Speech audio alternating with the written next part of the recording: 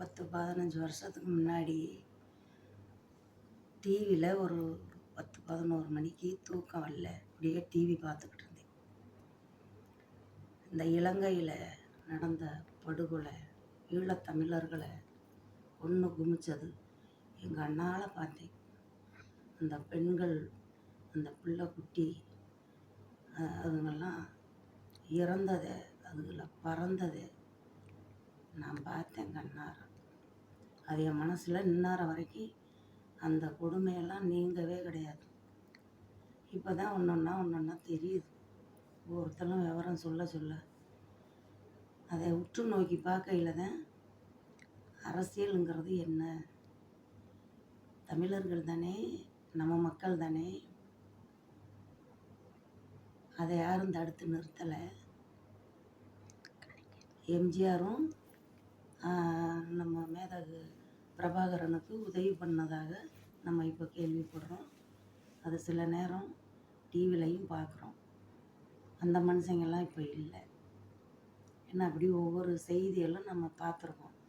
ஏன் நம்ம தமிழ் மக்கள், இலங்கையில் நம்ம தமிழ் மக்கள் வாழ்ந்தது, அவங்க அழிஞ்சதை இந்நேர வரைக்கும். இப்போது மே 18 அண்ணன் செந்தமிழன் சீமான் நம்ம மக்களுக்காக இன்றைக்கி போராடுறாரு. இன்றைக்கி மாநாடு போட்டு அதை பற்றி பேச போகிறாங்க.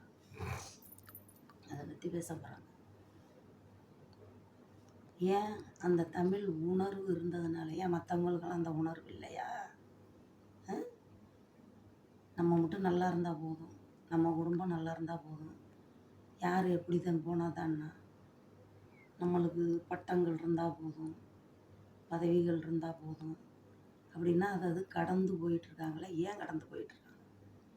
அவங்க நம்மளை மாதிரி மனிதர்கள் இல்லையா? நம்ம நாட்டு மனிதர்கள், மண்ணின் மைந்தர்கள் இல்லையா? அந்த பிள்ளைகள்லாம் நம்ம நாட்டு பிள்ளைகள் இல்லையா? இன்றைக்கி என்னென்ன நடக்குது?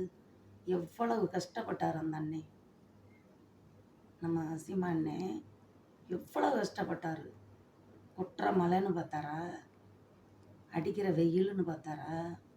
இந்த பொம்பளை பிள்ளைய பூரா எவ்வளவு கஷ்டப்பட்டு, ஒரு பொம்பளை பிள்ளைக்கு நாத்தாக்கா கட்சியிலேருந்து ஒரு பொம்பளை பிள்ளை பேசுகிறதுக்கு பதில் யாராலையும் சொல்ல முடியுமா?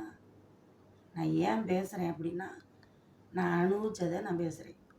மனசு இந்த நாட்டில் எல்லாம் பார்த்துட்டேன், பார்த்து வெறுத்து போய் தான் நான் பேசுகிறேன். நான் எங்கே சேரணுமோ நான் அங்கே தான் நான் பேசுவேன். இது என்னெல்லாம் ஒன்றும் பண்ண முடியாது. யாரும் என்னமும் நம்மளையெல்லாம் பண்ண முடியாது. இப்போ கேட்குறதுக்கெல்லாம் பதில் சொல்லி ஆகணும்ல. இப்படி பேசுகிறவங்க, அப்படி என்னை அந்த வேறு மாதிரி பார்க்குறவங்க, நான் பேசுகிறதுக்கு பதில் சொல்லி ஆகணும்ல. யார்கிட்ட பதில் இருக்குது? அது மாதிரி இப்போது அந்த அவர் ஒரு ஆள் தான் பாடுபடுறாரு. ஏன் பாடுபடுறாரு? அந்த உணர்வு இருக்கிறதுனால பாடுபடுறாரு. எந்த மனிதர்களுக்காவது அவரையாவது ஜெயிக்க வைக்கணும். இந்த காரைக்குடியில் நான் போகாத ஊர் கிடையாது. எல்லா மேடைக்கும் நான் போயிருக்கேன். நான் நாடகக்காரி தான். வள்ளி திருமணம் நடிப்பேன், அர்ச்சந்திரா நடிப்பேன், என்ன பவளக்குடி நடிப்பேன், சத்யவான் சாவித்திரி நடிப்பேன். 10 நாடகம் நான் நடிப்பேன். இந்த காரைக்குடியில் நான் நடிக்காத மேடை இல்லை. நான் காரைக்குடியை நம்பினேன். அந்த அண்ணனுக்கு எனக்கே அப்படி இருக்குதுன்னா, செந்தமிழன் சீமானுக்கு எப்படி இருக்கும் மனநிலை? எதுக்காக அப்படி பாடுபட்டார்? அந்த மனிதர்கள் அவரை மதிச்சிங்களா? ஒரு மனுஷனா? இவ்வளோ பெரிய வைத்தறிச்சல் தெரியுமா?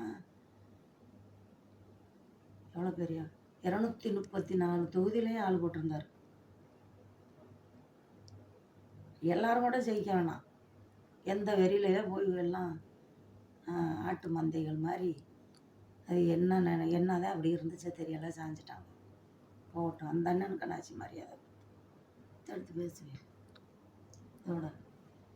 அப்போது அந்த மனுஷனை இந்த காரைக்குடியில் ஜெயிக்க வைப்பாங்க அப்படின்னு நான் நினச்சேன். அவங்க ஊருக்கே அரணையூருக்கு நான் நாடகத்துக்கு போயிருக்கேன். போன வருஷம் தான் போனேன், வள்ளி திருமண நாடகத்துக்கு. அவங்க வீட்டை தாண்டி தான் நாங்கள் போனோம். உள்ளே ஒரு சின்ன கோவில் இருக்கும்.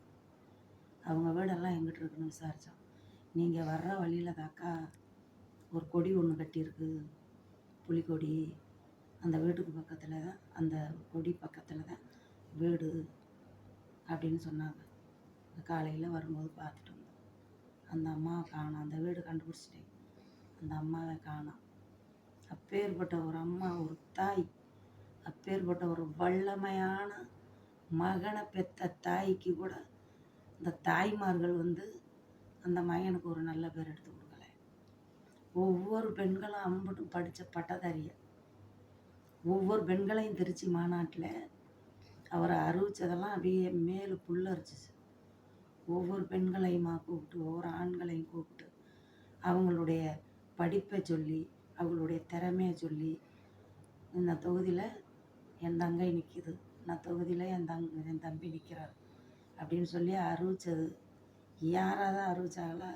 சும்மா ஆட்டு மந்தை மாதிரி அலிகுளத்தில் மீன் பிடிப்பவர் அந்த மாதிரி இருக்க கட்சியெல்லாம், ஒரு நாகரிகம் இல்லாத கட்சியெல்லாம் ஜெயிச்சுட்டு வந்திருக்குது மோகத்தில்.